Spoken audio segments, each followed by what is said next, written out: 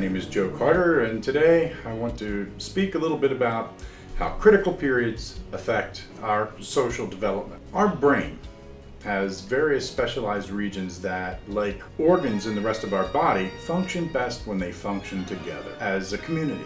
Each organ in our brain is tuned to specific sets of perceptions and/or responses. To function properly, these organs must receive quality information, be able to properly process it, and have clean lines of communication outward so the entire brain-body ensemble can function effectively to perceive and respond to our environment in ways that fill our needs and beyond. As biological creatures, we experience critical periods as we develop.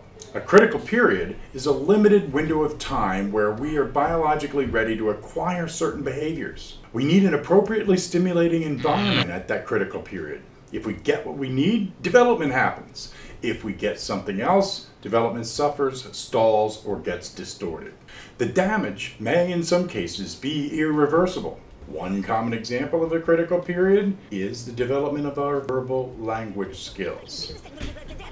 If we don't learn language at a certain stage of development, permanent issues can arise that leave us beneath the threshold of our full potential. We can also become socially maladapted because we missed something socially nourishing that needed to happen at a particularly critical time. For instance, as infants, there are specific times when what we experience in the bonding department powerfully shapes how we will relate to others for the rest of our lives. To get a better look at how critical periods affect the brain and our personality, we can take a closer look at a more specific area. The cerebrum is where many of the things we associate with personality take place. The outer organs of the brain are called lobes. What we know of as thinking, talking, as well as learned skills like playing an instrument heavily involve the various lobes of the brain. Each lobe has finer tuned areas within them that perform even more refined tasks. And one of the specialized areas inside the cerebrum that is involved with specific social functions is called the supramarginal gyrus. Among other things, it's very important in developing an appropriate sense of self and other. The supramarginal gyrus can affect how and whether we form useful notions about who we are and the community we live in. To develop properly, it depends on proper nourishment, part of which is an appropriate social stimulation at critical periods in our development process. Whether or not we form positive, negative, loose or tight, how many and how few social relationship connections, as well as what they look and feel like. These are all significantly influenced by this pivotal part of our brain. If you know people that lack understanding about social boundaries, the supramarginal gyrus is probably a factor. If it's malfunctioning or fails to communicate to other regions, we can't properly differentiate it in a number of important ways, including social perspective taking. Perspective taking is very important in navigating both competitive and cooperative social activities involved in a community context. Our individual experiences powerfully influence how we develop, but there's also evidence for cultural influences that affect our personality, including our capacity for perspective taking.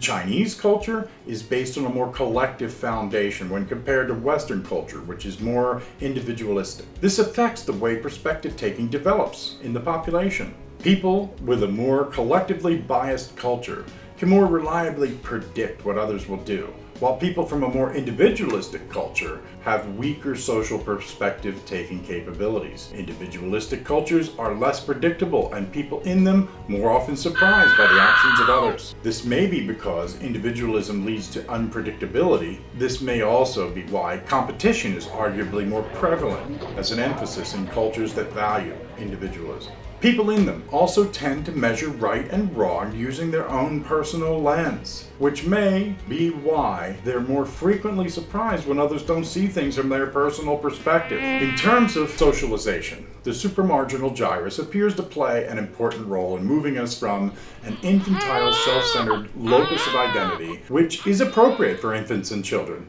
to a wider sense of the world, which includes the self in the context of a larger community. When we see things like egocentric personalities and disorders like narcissistic personality disorder and sociopathy going on, the supramarginal gyrus, or the communication channels between this and other areas of the body, is likely involved. The behavior profiles that demonstrate difficulty differentiating involve some kind of a breakdown in proper development. If our social channels are miswired or undeveloped, we can actually have difficulty seeing other people as other, let alone being able to perceive from another's perspective.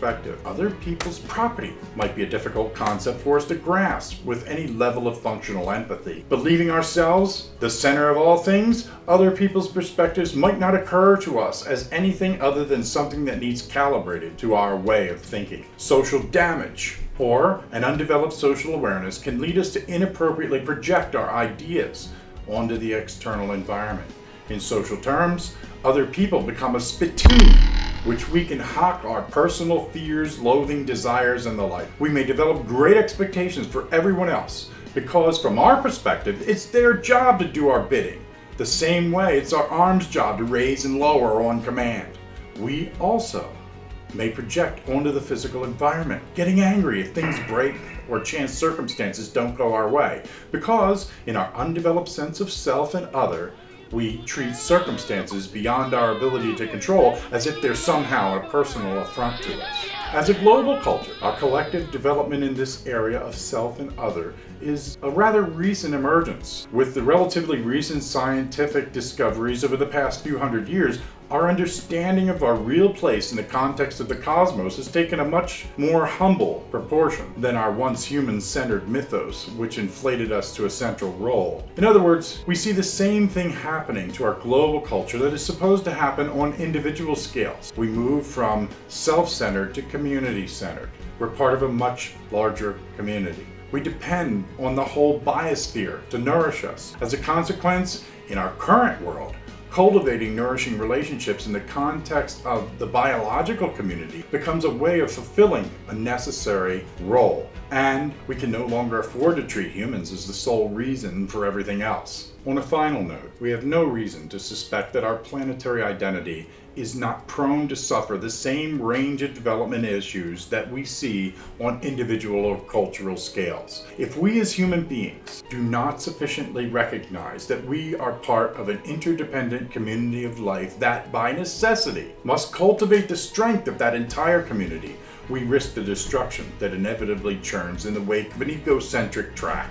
With a malfunctioning sense of our place in the community of life, we can isolate ourselves from the very things we depend on for continued integrity. We are a voice in the choir, and that's how we can make beautiful music together. Thanks for listening. Thanks for watching. I hope you got something out.